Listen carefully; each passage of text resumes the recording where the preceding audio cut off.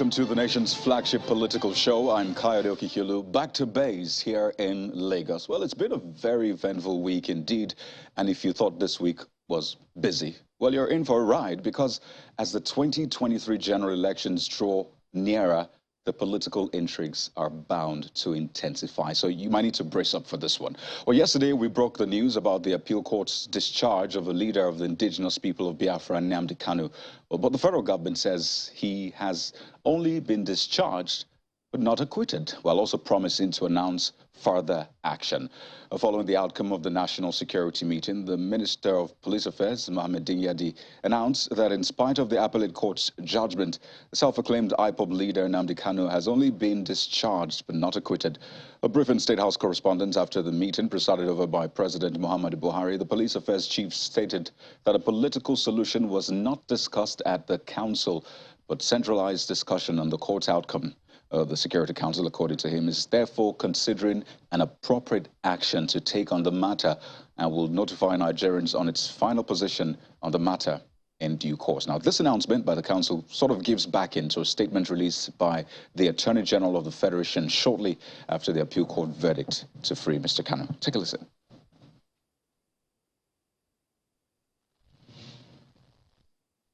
Kanu has also been raised. Council was briefed on the state of things on the matter, and it was observed that Kanu was discharged, but he was not acquitted. So government is considering the appropriate action to be taken on the matter, and Nigerians will be notified of the position that will finally be taken on the matter in due course. But that's not all. The lawyer to the self-acclaimed leader of IPOB, Ifeanyi Ejiofor, has said that the federal government must respect the judgment of the Court of Appeal ordering the release of his client. Well, he said, though the federal government has an option to appeal the judgment, it must not stop immediate compliance with the order of the Court of Appeal, which directed for the immediate and unconditional release of Mr. Kanu. So it looks like a back and forth. And as usual, the court perhaps will give further insight on this one. So it's a developing story, clearly, and we'll stay with it as we broke it to you yesterday to ensure that you keep tabs on that story as well. Well, away from the courts, well, it actually centers around the courts some way. It's something that has been a sore to the nation. It began on February the 14th this year, and as fate, or do I say as ASUU and the federal government will have it, it is ending on the 14th day again, this time 8 months after.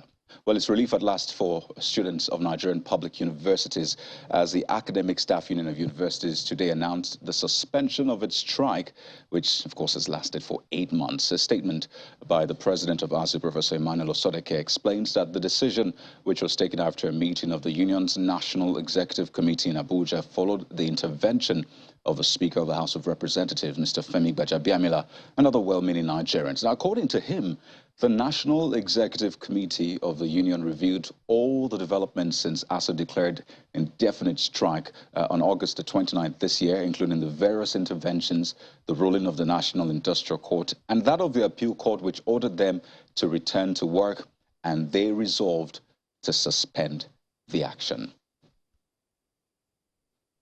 So it looks like our students can return to school, well, maybe Monday, maybe as soon as they want to. But the question about the quality of education they will get is still top priority. The question about what concessions have been made.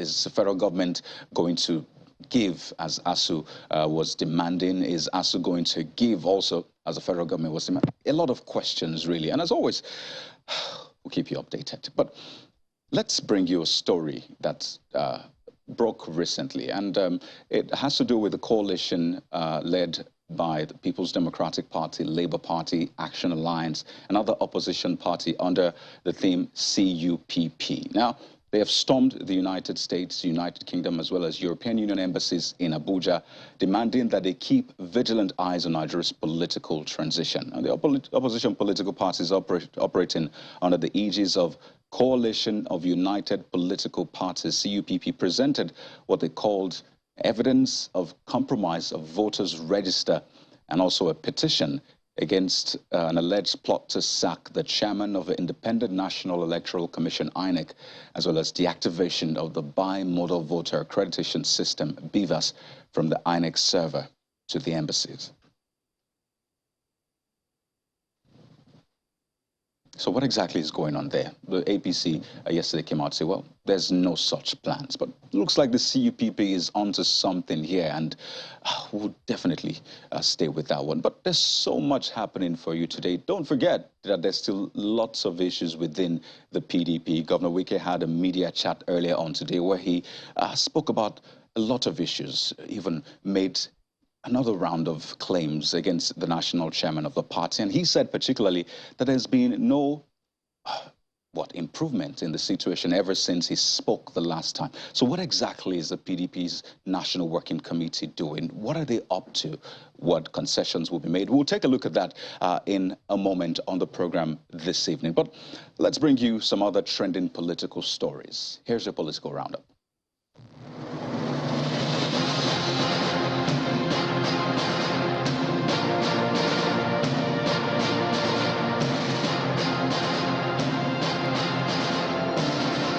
The Chief Justice of Nigeria, Olukayode Ariwoola, is calling for sincere interventions of judicial officers as myriad of challenges plague the country. The CJN was speaking while swearing in Justice Stanley Lawal as the newly appointed acting president of the Customary Court of Appeal of the Federal Capital Territory in Abuja. Justice Ariwoola further charged the newly appointed acting president to represent the interest and crystallize the image of the Nigerian judiciary by doing justice to all matters that come before him. You are there to represent our interests and crystallize the image of the Nigerian judiciary by doing justice to all matters that come before your lordship. A federal high court sitting in Yola, the Adamawa state capital, has nullified the All Progressives Congress governorship primaries, which produced Senator Aisha Binani as the party's flag bearer for the 2023 general elections. In an over 3-hour judgment, the court declares that the judgment is based on substantial evidence on non-compliance with the party guidelines and that of the Constitution of the Federal Republic of Nigeria. Nuhu Ribadu, who came second in the primaries, had dragged the APC candidate, Senator Aisha Binani, the APC and INEC before the high court, seeking the nullification of the primary election conducted on the 27th of May 2022. He sought the disqualification of Senator Binani over alleged vote buying, over voting an illegal delegates list from Lamode local government area of the state, or the conduct of fresh primaries.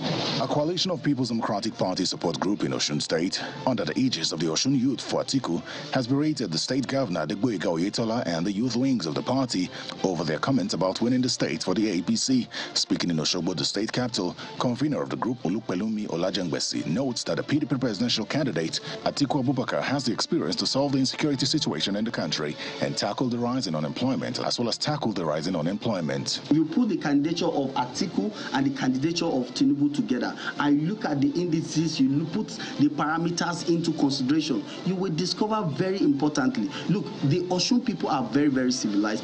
The deputy president of the Nigeria Labour Congress and former president of the National Union of Road Transport Workers, Najim Yassin, is mobilizing transport workers across the country to vote for the presidential candidate of the All Progressives Congress, Asiwaju Bola Tinubu, as Nigeria's president in 2023. He stated this at a forum in Ilorin, Kwara State, where Governor Abdurrahman Abdurrazak also says the track records of achievements of Bola Tinubu are enough grounds to elect him as the next president. He also notes that his achievement as governor of the state, the national chairman of the Social Democratic Party, SDP, Shehu Gabam, calls by the governor of Kaduna State for the federal government to walk away from oil and gas business for the private sector, has vindicated the presidential candidate of the party, Mr. Adewale Adebayo, who has been calling for the deregulation of the oil and gas sector. Mr. Gabam urged Nigerians to be wary of politicians who make empty electioneering promises, as he urges Nigerians to vote massively for the party in the 2023 general election. Dealing with issues first before renting crowd, because basically politicians are about renting crowd. As a party, we are strategic in our operations. We'll be dealing with strategic issues that affect every one of us. The leadership of the Labour Party has condemned attacks on its members in some parts of the country, including Kano, Plateau and Enugu states, as it calls on security agencies to fish out the culprits for prosecution. Addressing journalists after the National Working Committee meeting of the party in Abuja, the national chairman of the Labour Party, Mr. Julius Aburi, calls on the National Peace Committee and and all law enforcement agencies to ensure that every political party is able to hold its rallies and campaigns without intimidation from anybody. The Labour Party chairman is also calling on the Independent National Electoral Commission to facilitate the timely printing and distribution of voters' cards ahead of the elections. We, however, urge the Commission to facilitate the timely printing and distribution of PVCs to enable Nigerians vote the candidates of their choice. So let's get into the big topic for tonight. But before we do that, I'd like you to take a listen to some excerpts from the media chat today with Governor Nyesom Wike. Don't forget, 3 weeks ago, he had a media chat where he spoke largely about issues within his party. And one of the things that came up was that allegation that the national chairman of the PDP received 1 billion naira from a certain individual. Well, today, during today's media chat, he also made some more allegations, revealed some other things. And I'd like you to listen to this, and then we'll come back to have this discussion. Who determines whether it's a body or government? The people appointed, are they not the Rivers people? Are they not going to be paid? Are they civil servants? But you're adding more money? Or you're even employing those who don't have employment? It's not the duty of government to reduce poverty. It's not the duty of government to empower its people. If I have money, as I tell you now, this early morning we met, we are going to increase it to 100,000. It is part of what we promised our people. If the next government coming cannot go with it, it's an appointment. The government can look, I can't deal with this. Right? The government is not tied to continue with it. But for me, information is key. Remember, this 319 was it the first time I appointed him? It was that last year. The 14 local government last year, is it the first time? People just forget easily. What we have done is to listen. We don't get enough information we are supposed to get. What are the people saying at the polling unit level? What are they saying? Are they happy with our government? You go and find out so we can make adjustments before we leave.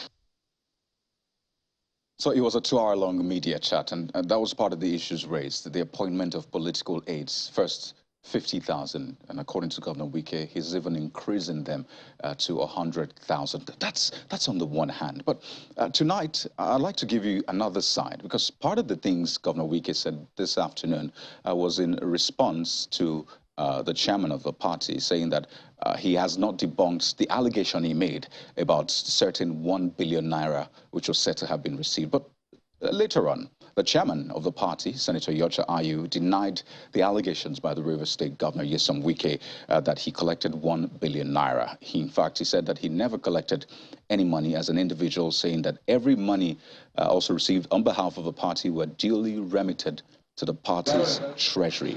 He, however, notes that the governor of the party donated 100 million naira for the renovation of the PDP's Democratic Institute, and the money has not been exhausted as renovation is ongoing, as the institute will be commissioned in the weeks ahead.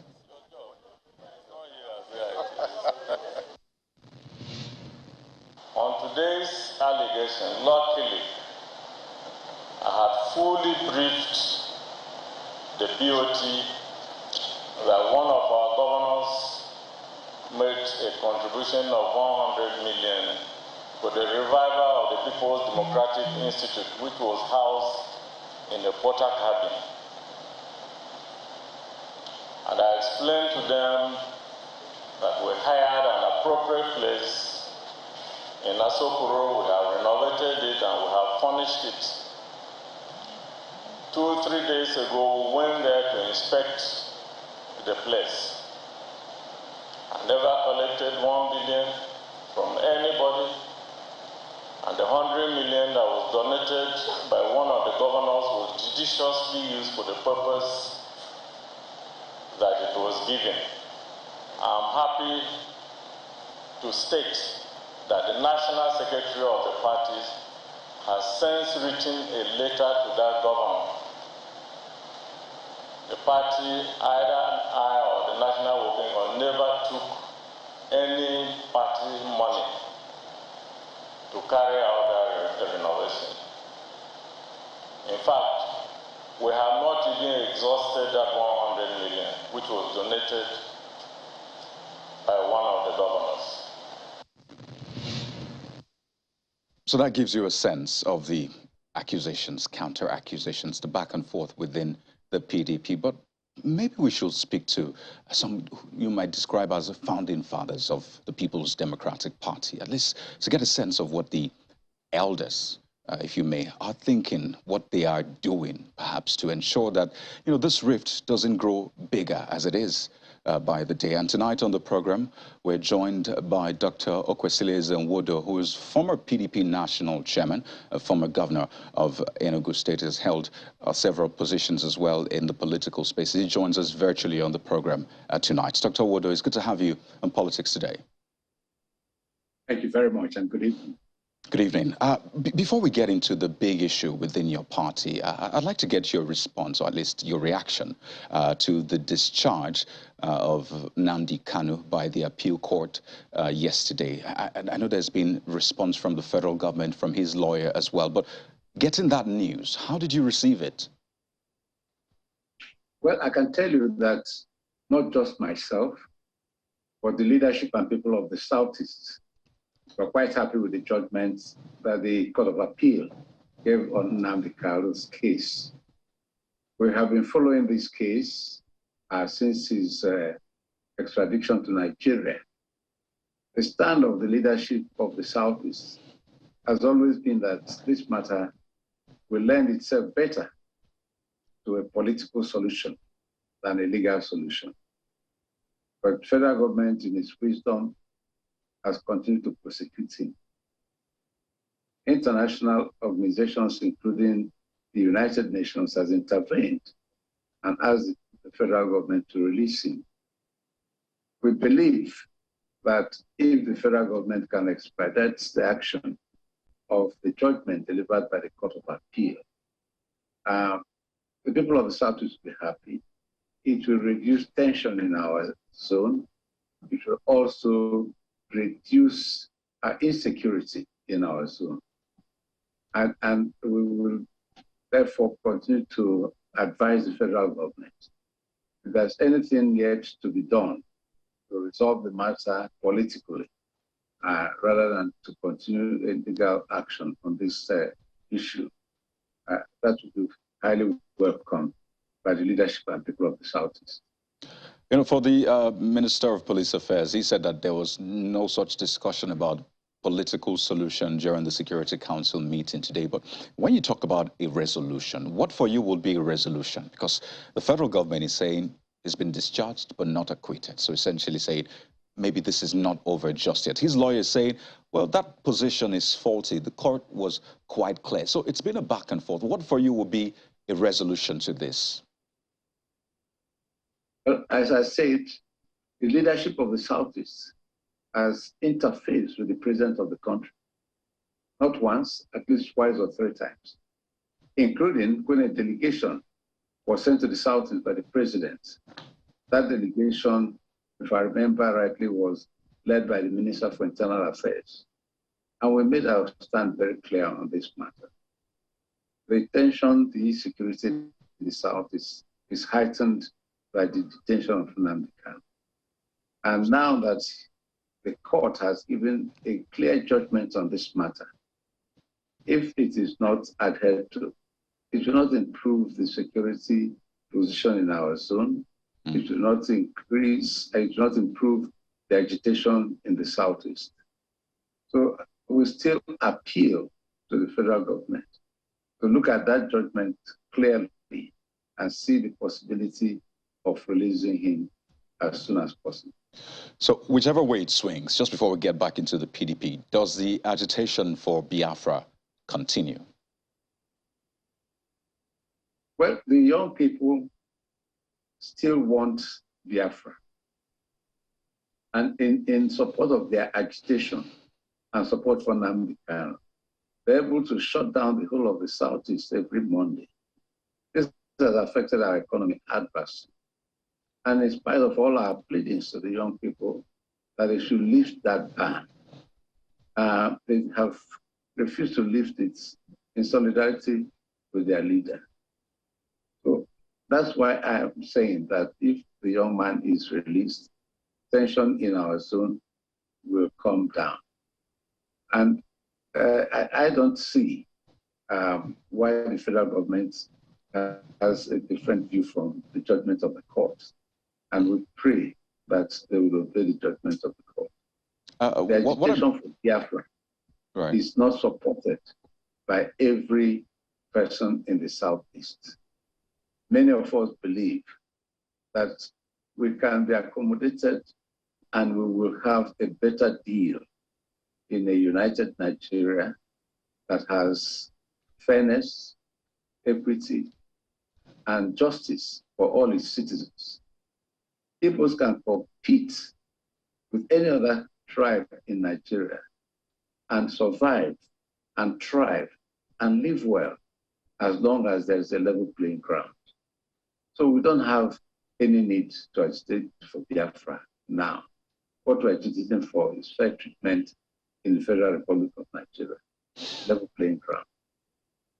Interestingly, it is that same fairness, justice, equity, fair treatment, which you talk about maybe in the larger Nigeria, that some governors within your party, now called the G5, it is that same fairness, equity, and justice that they say they are fighting for by calling for the chairmanship of the party to come to the South. And I mean, Governor Wike had that chat this morning, reiterating it, essentially something he has said time and again. And I don't know if, having watched this last for how long it has lasted, sitting back and seeing how it is playing within your party, I wonder what your position is. Is it fair to call for that equity, fairness, and justice by the governors? Is it right what the leadership of the party is doing? How do you see this? Calling for justice, fairness, and equity at any time is right, by anybody, for that matter. Now, what is the situation in our party right now is the call for the resignation of the party chairman as a means of balancing North and South power disposition in our party. Now, at the meeting we had today of the Board of Trustees, I happen to have been a member of the 7-man panel that went around the country to visit the 5 governors who are with Wike on this matter, and also to visit other party leaders, including Professor Jerry Ghana, who is a founding member of our party and one-time secretary to the Board of Trustees. And we also visited the presidential candidates of our party, and we visited the vice presidential candidate of the party and the chairman of the party. We visited the chairman of the Governors Forum of our party. We had a cross-board interaction with those that we felt were involved in the matter or those who could prefer solutions to the matter. We submitted our report today to the Board of Trustees. And the board, in its wisdom, felt that to ask the chairman to resign at this time is like shooting your general at the point of going to war. The chairman of the party is the person who leads the party to campaign in the election. And therefore, it's inauspicious to ask him to step down at this time. And a person coming in at this time is not, it will take time to understand the build-up we have had in the past 5 months, since after the primary. We have been working round the clock to get the presidential campaign to take off. And we have done that. So a lot has happened. And what is going to happen between now and the election day, we have worked that to the minutest detail. The date we are going to have rallies in all the states of Nigeria. On Monday, we'll be having a rally in Kaduna.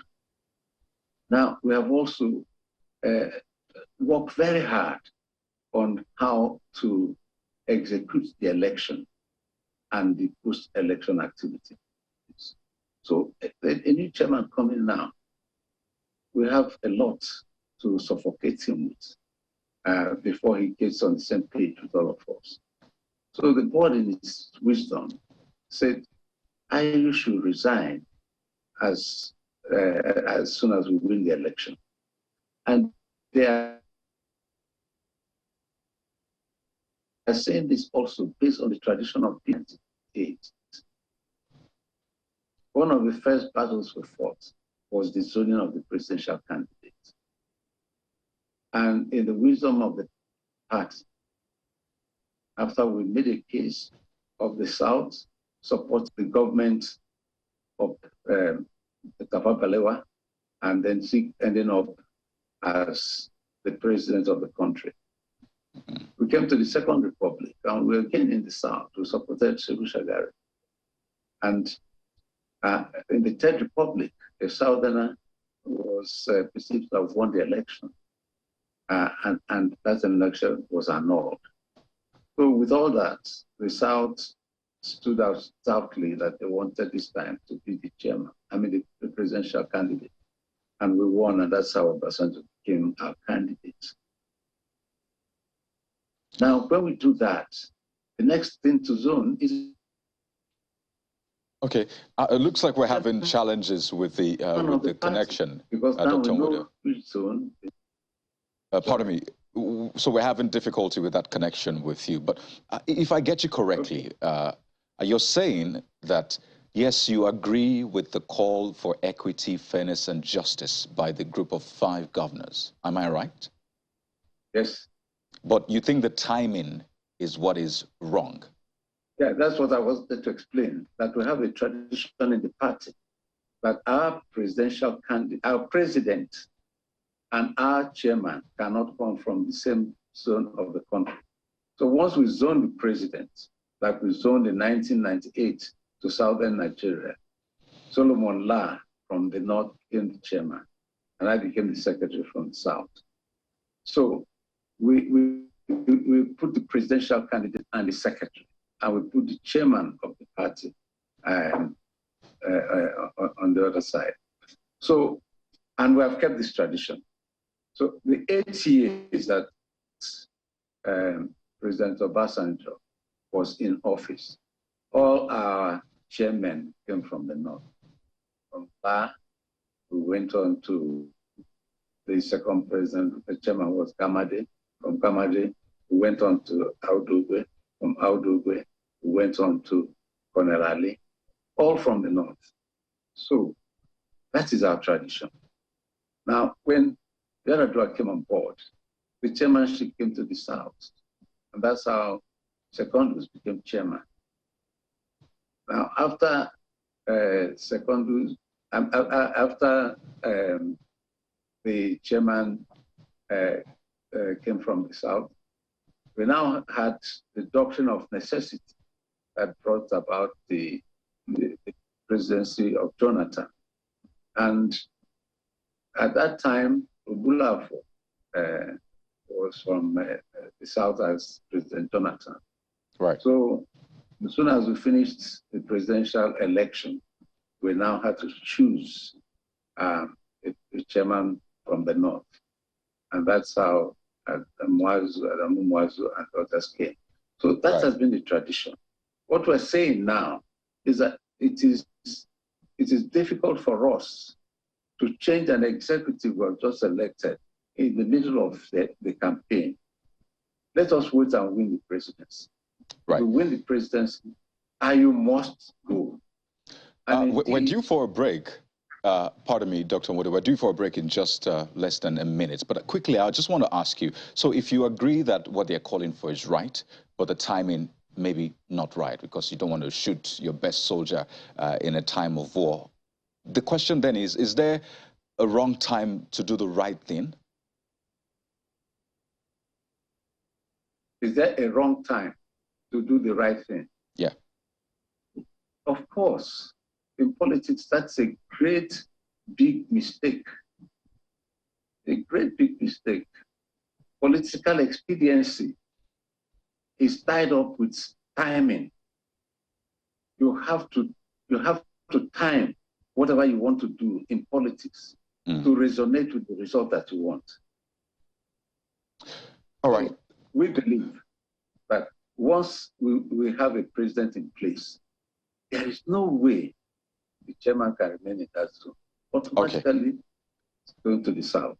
Well, Dr. Wodo, we're due for a break, as I said earlier on, but we'll come back to continue this conversation because a couple of more issues have been raised fundamental to these, back and forth we've been seeing within your party. Don't forget, other parties are watching, and some have said maybe PDP's loss might be another party's gain. So we'll continue on that conversation when we return in a moment. Plus, we'll be speaking with a major member, in fact, the vice presidential candidate of a party that has been described as one of the top 4 contenders ahead of the 2023 general elections. Our next guest on the program will be Bishop Isaac Idahosa. Please stay with us.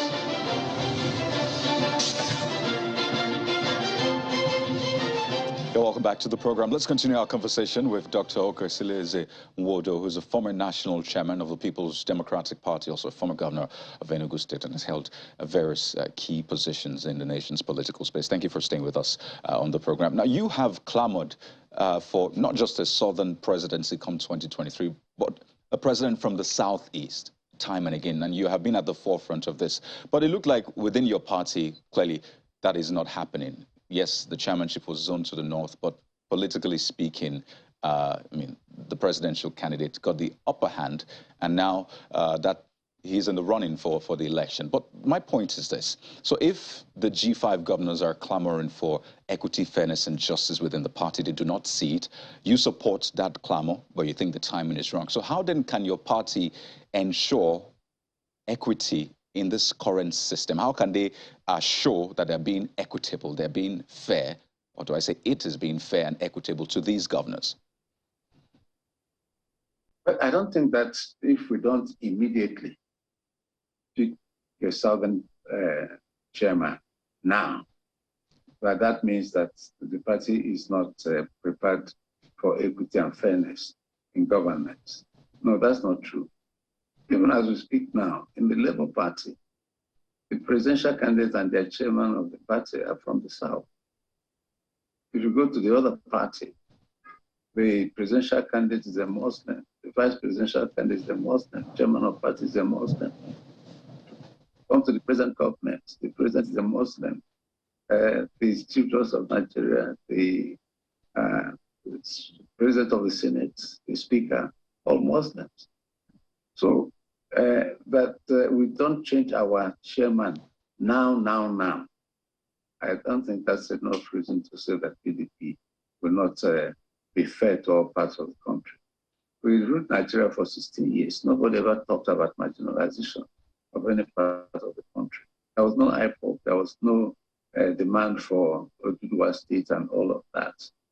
The highest we came to was IPOB that was creeping in before we left office. So I think it is it's an unfair critique to say that the PDP will not be fair to all parts of the country who win the election. Well, from your party's convention constitution, you've had ways of distributing these positions, as you said, to ensure some sort of representation. But on a final note, Governor Wike has been quite particular about the fact that there's not been any major, development. There's not been any improvement, really, in some of the clamors. And from time and again, we keep hearing that there's been a delegation, Governor James Ibori, party elders, South governors, these and that, who have been delegated to speak with him. As we speak, is there any delegation that has, or that is in the works, to speak with Governor Wike yet again and other G5 governors? Speaking to Wike and the other governors, the continuous engagement in the party, because we feel that everybody is important for us to win the election, and we can't sacrifice anybody and say nobody is important. So there's continuous dialogue. I know that even 2 days ago, our presidential candidate had a meeting with the governor of Benue State, and this is going on all the time. Good delegations and one-to-one conversations between the presidential candidate, chairman of the party, and all these governors.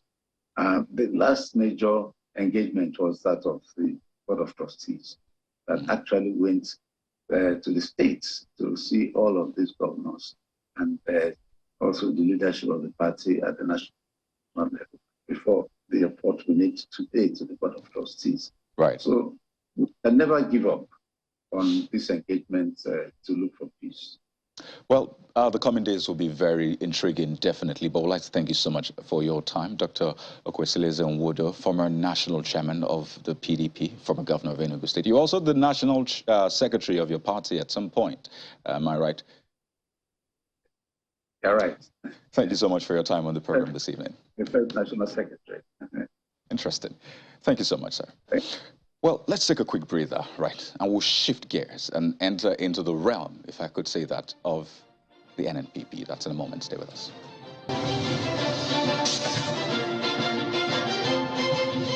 Well, thank you for staying with us. Now, the 2023 general elections looked like it was going to be a two-horse race at some point. And with a lot of people clamoring for a third force. But what do we have now? Well, some political pundits have called it a four-horse race with the addition, if you will, of the new Nigeria People's Party. And they see the presidential candidate and his vice. So what exactly is the NNPP's game plan? Their race for power has begun. How far? Let's find out tonight. We're joined on the program by Bishop Isaac Idahosa, who is the vice presidential candidate of the NNPP. He joins us virtually on the program this evening. Thank you for joining us, Bishop Idahosa. It's good to have you. Now, there was a time when the NNPP was called a major disruptor, a major contender in this 2023 presidential election. But we've seen a number of polls in recent times. They have come out, and in those polls, your party seemed like it was not even mentioned at all. So it looked like maybe this might even be back to a three-horse race, or what have you. What has the NNPP been up to? Well, it's always good to undermine what the NNPP will do, like I did mention the other time, that we're about to spring a surprise. And of course, right now, no one dares ignore the NNPP. And coming to talk about that, we're just on for like 5 months. And you know, the party's been on for 21 years and then been rejigged by the coming in of my principal, His Excellency, Senator Dr. Rabi Musa Kwankwaso, a grassroots man. And those who undermined us before are having a rethink because we are on and we are in it to win it. Right. You say you're going to spring a surprise, and I'm wondering what do you mean by that? What kind of surprise are you talking about? Surprise as regards those who really undermine us, those who don't count us to be one of the viable people to reckon with. So already right now they are changing their minds in a hurry because of the kinds of move they've seen NNPP display in recent times.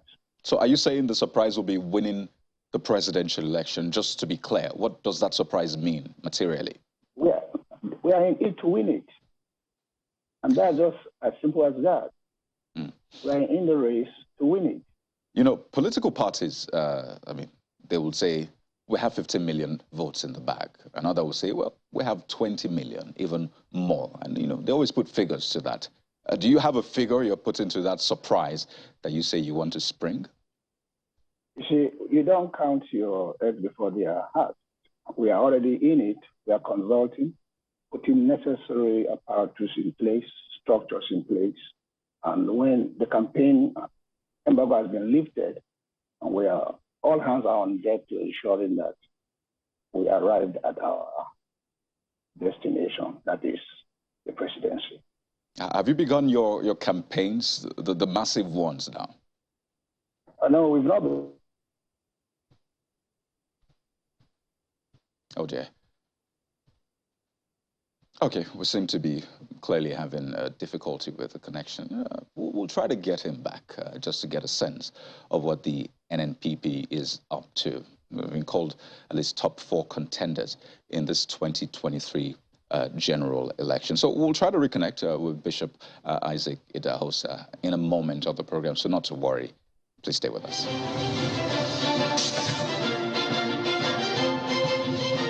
Oh dear, just one of those days where the connection, just want to play fast one on you.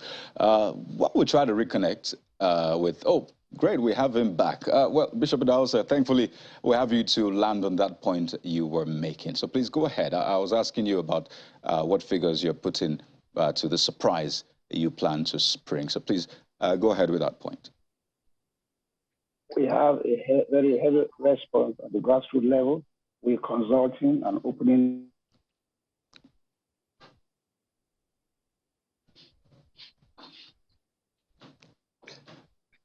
It's okay. It's okay. Well, in the meantime, there's another topic, and you may have seen maybe an inkling to who we'll be speaking to next, and it has to do with security in the country. And you may have heard the governor of Ondo State asking questions about why the Amotekun, that's the Southwest Security Network, is not allowed to bear heavy arms like the AK-47.